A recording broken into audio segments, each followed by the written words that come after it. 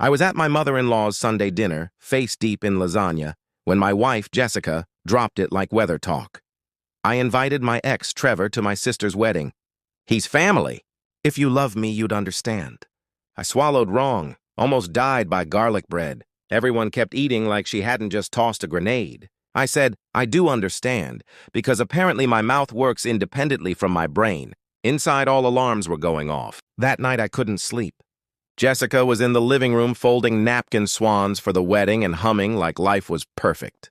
I opened my laptop and did what any sane person does when they're told to be cool. I checked.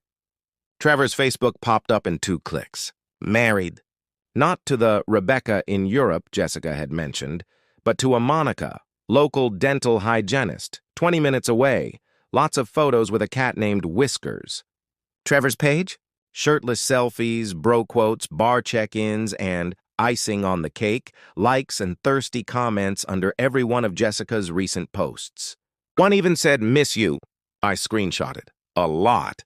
Monica's page had a cryptic post from 2 weeks earlier.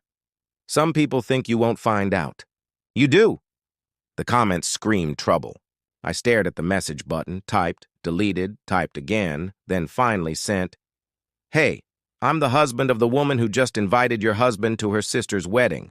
Want to come as my +1 to the rehearsal dinner?" She replied in 6 words. I'd love to crash the circus. We compared notes.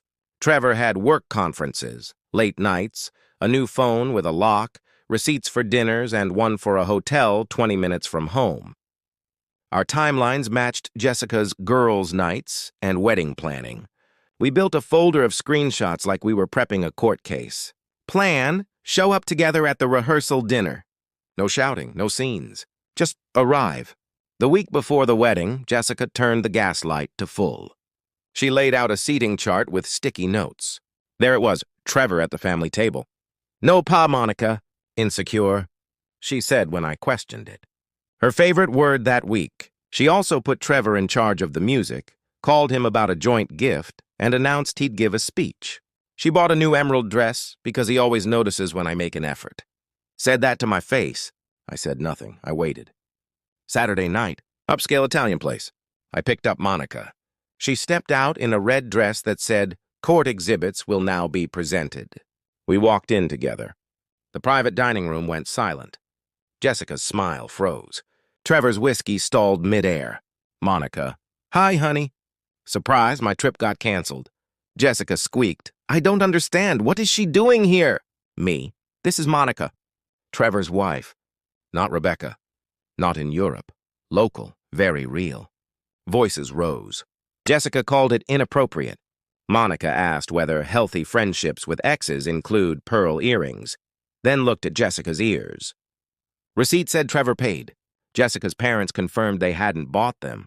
The waiter backed out with the breadbasket like it was a bomb. Jessica tried, "We were just reconnecting." Monica pulled out her phone. Shirtless selfies. "Miss your face."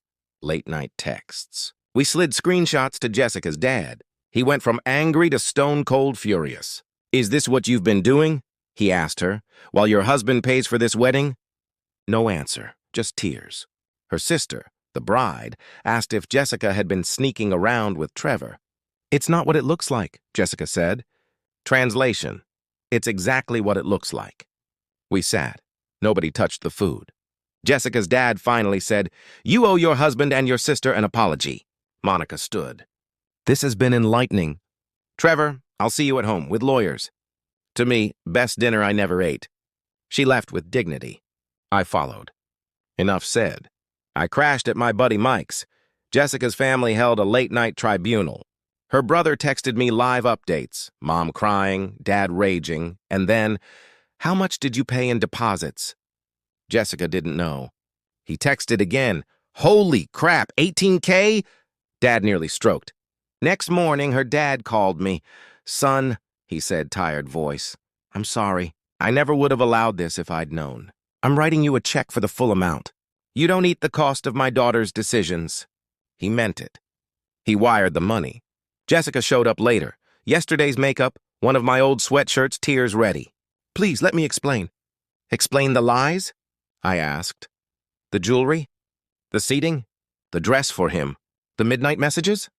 It's not what it looks like, she said. I laughed. It's months of choices, I said. Not an accident. She pivoted to the classic, I choose you, I'll cut him off, we'll do therapy. I told her I needed space. The woman I thought I married wouldn't have done this. That night, she tried a grand gesture, trench coat over lingerie at my new rental. Let me show you how sorry I am. You got sorry when you got caught, I said. Go home, put on clothes. Next move, Facebook. She posted about controlling partners who won't let you have friends and can't forgive human mistakes. No names, but obvious. I was about to reply when Monica called, Don't engage. I'll post receipts. She dropped a neutral time-stamped timeline, texts, charges, the work conference lie, the Europe lie, the Pearl receipt, and the planning. Comments flipped fast. Jessica, is this true? Can you explain these screenshots? Her post came down, but screenshots don't. Jessica called me 17 times. I didn't pick up. Meanwhile, Jessica's brother sent me a new screenshot from 2 weeks earlier. Trevor. So what's the plan? Are we really doing this? Jessica. When I see you at the wedding, I'll know. Maybe during the objections part. Dramatic, but honest. So the plan was to hijack her sister's wedding aisle side for a movie moment. The only reason it didn't happen was Monica and I walked in first. I sent that to Jessica's dad. He replied, Jesus Christ. Jessica came to my door again, sobbing. Don't throw away everything for one mistake. One mistake is forgetting an anniversary, I said. This was months of lying and a rehearsal dinner stunt. I stayed firm. She left. That evening, Monica posted her own update. She'd filed for divorce. I'm done with liars, she texted me. He's losing the toys. I sent back a thumbs up I felt in my soul. The bride texted me too. I'm sorry for the mess. You deserve better. The wedding day arrived. I didn't go. I played golf, ate a steak, breathed real air. Jessica showed up solo at the venue in her dress, posting, the wedding that should have been. The comments roasted her. The victim's story didn't survive the screenshots. 3 months later, life stabilized. Jessica lived with her parents, posting inspirational quotes to 4 likes. Trevor was in a studio apartment. The boat and house were gone. Monica was dating a doctor, thriving. I took the $18K refund and went to Italy. Pasta, wine, a cooking class. A woman named Anna who laughed at the right parts and said, Your ex planned to object at her sister's wedding? Yep. And you brought his wife as your date? Also, yep. She shook her head and laughed. Wild. Here's what I learned. If your spouse says, you'd understand, check what you're being asked to understand. Love isn't blind. It's honest. Insecure is often code for ignore your instincts. Screenshots aren't petty. They're protection. And sometimes the quietest move, the clean exit, the receipts, the calm truth, turns a rehearsal dinner into legend without you ever raising your voice. Jessica tried apologies, tears, lingerie, and public spin. What she never tried was respect.